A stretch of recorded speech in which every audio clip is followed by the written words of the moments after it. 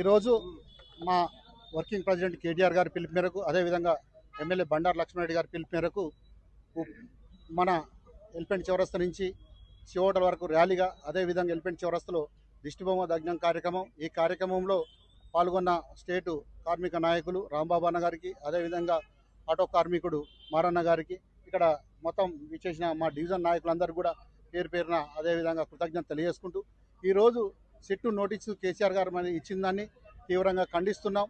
ఒక బురద జల్లే కార్యక్రమంలో 2 సంవత్సరాల నుంచి బీఆర్ఎస్ పార్టీని కానీ, తెలంగాణ మన పెద్ద బీఆర్ఎస్ పార్టీ లీడర్లను కానీ ఈరోజు ఏదో రకంగా ఇరికించి ఓటుకు నోటుకు ఒక దొంగ కేసులో నేను ఇరకపోయినా, ఒక జైలుకు పోయినా వీళ్ళని కూడా అదే రకంగా బురద జల్లే ఉద్దేశంతో, మెయిన్ ఉద్దేశంతో ఏదో రకంగా ప్రయత్నాలు చేస్తున్నారు. ఈ 2 సంవత్సరాల నుంచి ఆ ప్రయత్నాలన్నీ విఫలం కావడంతో ఈరోజు సిట్టు అనే పేరుతో డ్రామాలు ఆడుకుంటా, ఇది ఒక ఏ ప్రభుత్వం అయినా చేసే పనే. ఈరోజు రేవంత్ రెడ్డి గారు కూడా అదే పని చేస్తున్నాడు.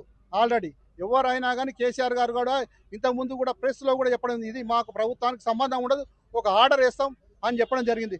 ప్రభుత్వాలకు ఏ ప్రభుత్వం అయినా, అది సెంట్రల్ అయినా స్టేట్ అయినా చేసే పని ఒక రెగ్యులర్ ప్రాసెస్ కార్యక్రమంలో ఈరోజు సిట్టు నోటీస్ ఇచ్చి ఈరోజు పంపడం, అదేవిధంగా హరీష్ రావు గారికి, సంతోష్ రావు గారికి, కేటీఆర్ గారికి, ఇలాగ పెద్ద లీడర్లు అందరూ కూడా బీఆర్ఎస్ పెద్ద లీడర్ అని టార్గెట్ చేయడం, దీన్ని తీవ్రంగా ఖండిస్తున్నాం. నీకు పాలన శాతం అయితే లేదు, నీ 420 హామీలు, నీ 6 గ్యారంటీలు ఎటువైనాయి? నీకు ఉద్యమకారులకు కానీ ఇంకా అందరికి కూడా ఇండ్లు ఇస్తున్నా కానీ, ఇందిరామ ఇండ్లు కానీ, నీ అన్నీ అడుగుతారని, రైతు బంధు కానీ, ఇలాంటి కార్యక్రమాలు అన్నీ ఏం చేయలేక నువ్వు ఈరోజు చేతులు ఎత్తేసి ఒక డైవర్షన్ పాలిటిక్స్ చేసుకుంటూ ఈరోజు డ్రామాలు ఆడుతున్నావు.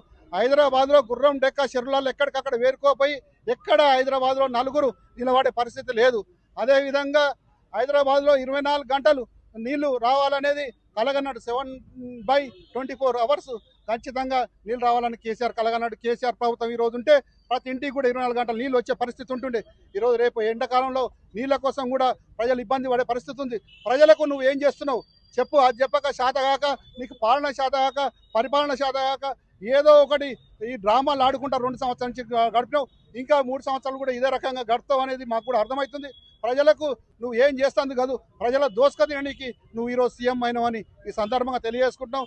ఖబర్దారు, తెలంగాణ ప్రజలు అందరూ కేసీఆర్ వైపు ఉన్నారు. తెలంగాణ పార్టీ అంటే కేసీఆర్, కేసీఆర్ అంటేనే తెలంగాణ పార్టీ అని ఈ సందర్భంగా గుర్తు చేస్తూ ఈ అవకాశం ఇచ్చేందుకు ప్రతి ఒక్కరు కూడా నాకు సహకరించిన వాళ్ళకు కూడా ధన్యవాదాలు తెలియజేసుకుంటున్నాను.